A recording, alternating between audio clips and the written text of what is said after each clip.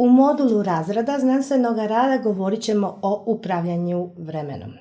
Smatrajte vrijeme svojim saveznikom na putu dovršenja rada, jer vrijeme predstavlja samo onda problem ako vas opterećuju sljedeća 3 ograničavajuća čimbenika.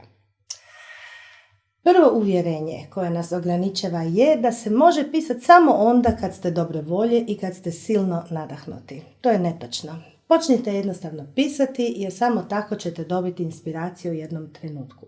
Slobodno formulirajte kako vam misli dolaze jer ćete i onako još puno puta doraditi tekst. Važno je da uspostavite ritam pisanja, dakle krenite pisati. Drugo uvjerenje je vezano za ono što mnogi misle da sve mora biti odmah savršeno. Što znači savršeno? I to je samo granica koju ste si vi ili netko vam je drugi postavio. Jednostavno krenite raditi i planirajte unaprijed prerade i dopune svoga rada. Imajte hrabrosti za praznine jer ne možete u jednoj temi sve reći na jednom mjestu. Bit svega da odgovorite na postavljeno istraživačko pitanje svog rada, sve ostalo ostavite u drugom planu.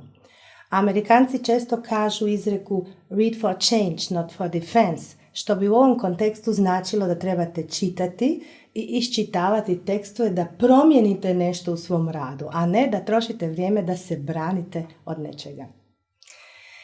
Treće uvjerenje je također opasno jer vas može odvesti u vremenski škripac, poznato je u rečenici imam ja još vremena. Ne ostavljajte ništa za posljednji čas, nego sastavite plan pisanja u kojem ste uračunali svoj odmor i stručnu lekturu. Mudro je dati stručnoj osobi tekst na lekturu za koju znate da vlada vještinom dobrog formuliranja teksta.